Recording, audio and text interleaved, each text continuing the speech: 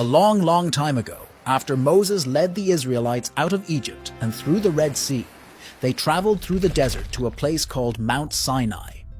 God had saved them from slavery, and now he wanted to give them special rules to live by, rules that would help them be good to each other and stay close to him. Moses climbed up the tall, rocky Mount Sinai all alone. The mountain was covered in thick clouds, and there was thunder and lightning. It was a bit scary, but Moses knew it was important. God himself was going to speak to him there. God talked to Moses on the mountain for 40 days and 40 nights. He told Moses 10 very important rules, which became known as the 10 Commandments. These weren't just any rules. They were God's way of showing the people how to live peacefully with each other and be faithful to him. When Moses came down from the mountain, he brought 2 stone tablets with him.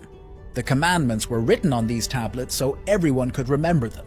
The commandments said, "You shall have no other gods before me." This meant that the Israelites should only worship the one true God. "You shall not make for yourself an idol," which meant God didn't want the people to worship statues or images as if they were gods. "You shall not misuse the name of the Lord your God."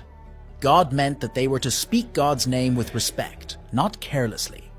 Remember the Sabbath day by keeping it holy.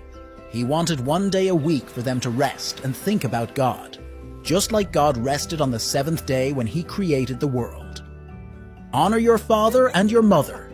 This meant they should respect and take care of their parents. You shall not murder, which meant life is precious, and they were to protect each other. You shall not commit adultery. God wanted husbands and wives to be faithful to each other. You shall not steal, which meant taking something that isn't yours is wrong. You shall not give false testimony against your neighbor. This meant telling lies about others is harmful. You shall not covet, which means not to be jealous of what others have. The people promised to follow these commandments, and Moses helped them learn what each one meant. The 10 Commandments were a gift to help the Israelites understand right from wrong.